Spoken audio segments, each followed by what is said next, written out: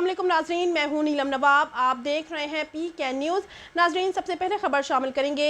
SSP Ashraf माद शहीद की सालाना बरसी के मौका पर पुलिस लाइन में पुरवकार तकरीब का अहतमाम। मजीद तफसीलात सरदार ताहिर महमूद की इस रिपोर्ट में। SSP अशरफ माद शहीद की 26वीं बरसी गुज़िश्ता बरसों की तरह इस साल भी इंतहाई अकीदत और एहतराम से मनाई गई, जिनका आगाज़ पुलिस लाइन्स की जामिया मस्जिद में कुरान ख्वानी से किया गया। बाद अशरफ माद शहीद डिस्ट्रिक्ट पुलिस लाइन में यादगार शोहदाए पुलिस पर एक खसूसी तकरीब का इनेकाद किया गया, जिसमें regional police officer doctor Haider Ashraf ने खसूसी शिरकत की। पुलिस के चाको चौबंद दस्ते ने सालाना बरसी पर शहीद को सलामी पेश की।